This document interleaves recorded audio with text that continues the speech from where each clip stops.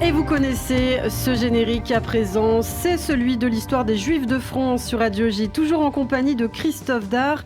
Alors dans cet épisode, ce nouvel épisode, nous allons évoquer la résistance juive communiste. À partir de 1942, des unités mènent en effet une véritable guérilla dans les grandes villes de France contre les nazis. Les francs-tireurs et partisans main-d'œuvre immigrés, les FTP-MOI, mènent une lutte armée contre les Allemands et organisent régulièrement des actes de sabotage ainsi que des attentats. Mais la répression de l'occupant sera terrible contre les leaders et les membres de ces unités. Alors d'abord, Christophe, il faut parler de la main-d'œuvre immigrée, une organisation syndicale qui va vraiment servir de base aux opérations de la résistance juive communiste et qui existe depuis 1923. Et qui compte, Ilana, énormément, on peut dire, dans l'histoire juive en France du XXe siècle. On l'appelle d'ailleurs d'abord un main-d'œuvre étrangère, puis ensuite donc main-d'œuvre immigrée à partir de 1932. Et en fait, elle regroupe des militants communistes juifs en provenance d'Europe centrale dans une époque où, il faut le rappeler, il y a une très forte immigration, les années 20. Bah oui, il faut reconstruire la France après le désastre de la guerre de 14-18. Il y a donc un important besoin de main-d'œuvre et en même temps la nécessité également d'intégrer ces populations. Une douzaine de groupes de langues sont constitués, un par nationalité, chaque groupe étant représenté à la direction de la MOI.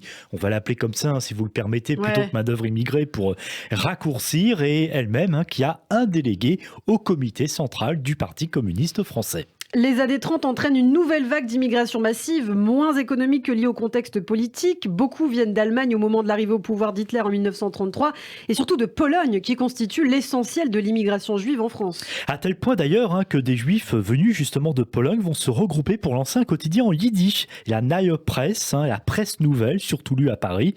Lors de la guerre d'Espagne, ça c'est un tournant de 36 à 39 entre, vous savez, les républicains et les franquistes. Eh bien la MOI va jouer un rôle de soutien important aux républicains espagnols. Et puis on trouve aussi beaucoup de communistes qui ont fui les purges staliniennes, notamment lors des épisodes des fameux sinistres procès de Moscou.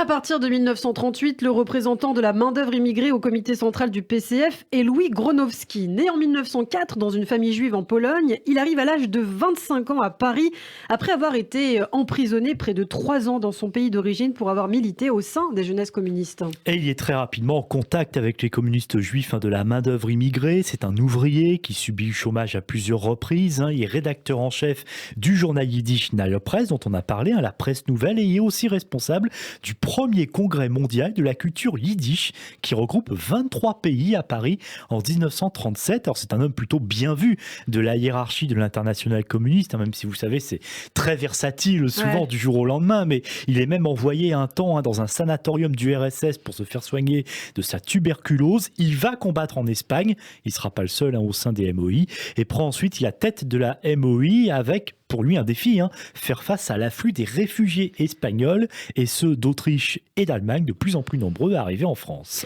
À la suite de la signature du pacte germano-soviétique le 23 août 1939, la presse communiste est interdite en France et le Parti communiste est dissous. Et bien du coup, la plupart des membres de la main-d'œuvre immigrée entrent dans la clandestinité, tout comme la plupart des cadres du PCF. Alors que le Parti communiste français est un parti puissant déjà à l'époque, alors bon nombre, reconnaissant de la France qui les a accueillis, vont s'engager dans l'armée française. 75 000 au moins en septembre 1939. Gronowski, à la tête de la main-d'œuvre immigrée, s'engage lui dans l'armée franco-polonaise, mais il sera vite réformé en raison d'un pneumothorax.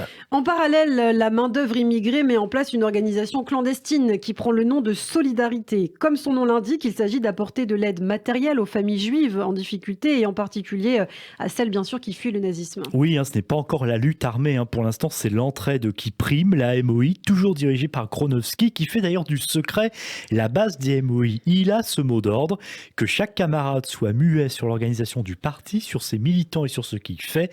Toute réunion de plus de 3 camarades doit être considérée comme une violation de la discipline. Il faut savoir bien sûr qu'il n'est pas le seul à gérer tout ça. Il est assisté de 2 autres hommes, Jacques Kaminski, alors c'est un peu le frère, on peut dire, de Gronowski, puisque lui aussi est communiste, lui aussi est juif polonais, et lui aussi a quitté très tôt l'école, en l'occurrence Kaminski Kaminski pour devenir garçon coiffeur dans son pays avant d'arriver en France en 1930. Et puis comme Gronowski, lui aussi a participé à la guerre d'Espagne en 1936. Dernier membre de ce triangle de direction, c'est Arthur London. Contrairement à Gronowski et à Kaminski, il est tchèque, mais lui aussi a participé à la guerre d'Espagne. Exactement, né dans une famille juive, lui aussi a milité très jeune au sein des jeunesses communistes. Et là encore, comme la plupart de ses camarades, il était trop pauvre pour poursuivre ses études. Et dès 14 ans, il faut travailler, lui en l'occurrence, dans le textile. Alors plusieurs fois inculpé dans son pays pour ses activités communistes, Arthur London est chargé plus précisément au sein de la MOI à partir de l'été 41 du travail anti-allemand. Alors c'est quoi ? En fait, c'est la propagande en direction de la Wehrmacht, c'est-à-dire décourager les soldats allemands et leur faire comprendre que ce qu'ils font, ce n'est pas bien. Bon, ça n'a pas très bien fonctionné. L'objectif, c'est aussi de recueillir des renseignements. Et puis l'épouse d'Arthur London, Lise, est également responsable, elle, des comités féminins de Paris Sud. Elle recrute des combattantes pour la lutte armée. Et oui, parce que les femmes jouent aussi un rôle très important. Elle produit et diffuse des tracts contre Pétain et l'antisémitisme.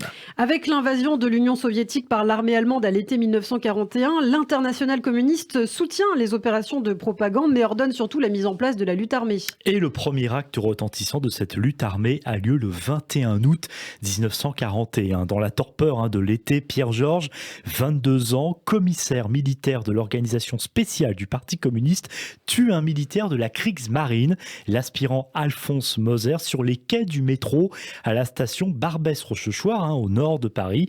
C'est le premier attentat meurtrier contre les troupes d'occupation. Et si on connaît Pierre Georges, Ilana, c'est parce que son autre nom, c'était le colonel Fabien.